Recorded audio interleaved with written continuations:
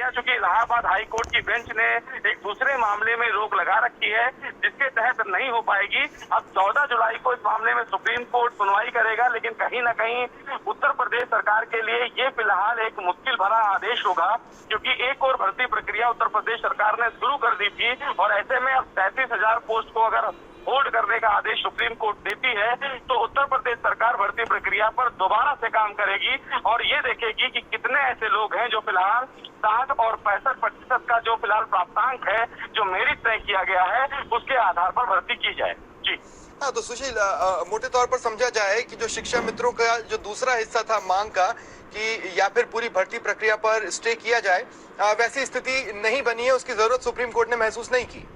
जी बिल्कुल, आप सही कह रहे हैं। देखिए, अगर पूरी भर्ती प्रक्रिया पर रोक लगा दी जाती तो कहीं ना कहीं सुप्रीम कोर्ट अपने पुराने आदेश पर दोबारा विचार करना पड़ता। इसीलिए सुप्रीम कोर्ट ने ये कहा है कि भर्ती प्रक्रिया जैसी चल रही थी सरकार के द्वारा वो चलती रहेगी, लेकिन जो 37,000 जो सहायक शिक्षा मित्रों की अर्जी थी उसको फिलहाल सुप्रीम कोर्ट ने मान लिया है और उसी आधार पर सुप्रीम कोर्ट ने उत्तर प्रदेश सरकार को 37,000 की पोस्ट को पैकेज करने के लिए कहा है, यानी कि 37,000 की जो पोस्ट है उस पर अब सुप्रीम कोर्ट के आदेश के बिना भर्ती प्रक्रिया नहीं होगी। बाकी जो 45,000 पोस्ट है उस पोस्ट पर भर्ती प्रक्रिया की जाएगी, लेकिन ये भर्ती प्रक्रिया तभी सुनिश्चित होगी जब इलाहाबाद हाई कोर्ट द्वारा कोई आदेश जारी किया जाएगा, क्योंकि इलाहाबाद हाई कोर्ट ने इस पूरे मामले में अभी पूरी भर्ती प्रक्रिया पर गलत क्वेश्चन प्रश्न पत्र के मामले पर रोक लगा रखी है। सुशील, बने रहे, मेरे साथ एक अहम सवाल और है जो मैं आपसे पूछूंगा, लेकिन उससे पहले मैं कोशिश करूंगा एक बार फिर लखनऊ जाने की। ऋषभ मणि त्रिपाठी हमारे सहयोगी हमारे साथ जुड़ रहे हैं, अगर उन तक मेरी आवाज पहुंच रही है। ऋषभ, अगर आप मुझे सुन पा रहे हैं ऋषभ मणि, तो मैं बोलना ये चाहता हूं कि यूपी सरकार के लिए दुविधा का वक्त तो अब शुरू हुआ है, जो सुप्रीम कोर्ट से जो कुछ भी सुप्रीम कोर्ट में आज हुआ है उसके बाद।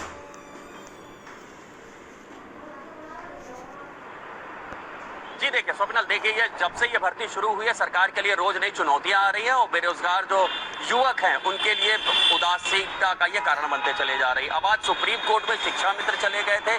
शिक्षा मित्रों की अर्जी पर सुप्रीम कोर्ट का जब ये फैसला आ गया कि 37,339 पदों को फिलहाल होल्ड कर दिया जाए या उनको रोक लिया जाए, इसके बाद 69,000 में जो पद बचते हैं 37,339 काट के, उतने पदों पर वो भर्ती प्रक्रिया शुरू रख सकते हैं। लेकिन यहाँ पर एक डबल बेंच का फैसला अलग चल रहा है जिसमें उन्होंने पूरी भर्ती प्रक्रिया पर रोक लगा रखी है।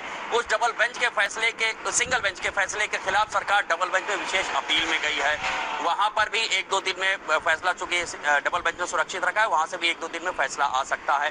तो अब इस वक्त पूरा एक अजीब सी उधेड़-बुन जैसी स्थिति आ गई है सरकार के लिए भी। अब सुप्रीम कोर्ट के आज के आदेश के बाद सरकार को इस पर विचार करना पड़ेगा, क्या 37,339 जो शिक्षा मित्र ने जो याचिका दाखिल की है उतने पदों को अलग रख के बाकी के पदों पे क्या वो फिर से रिजल्ट निकालेंगे, या उसकी फिर से मेरिट बनेगी, क्या उसकी प्रक्रिया वाकई वो चला पाएंगे, या इससे पहले का जो आदेश है एक भर्ती प्रक्रिया को निरस्त करने का भी उस पर काम चलेगा। विशेष अपील पे एक सुनवाई डबल बेंच में पहले से ही चल रही है।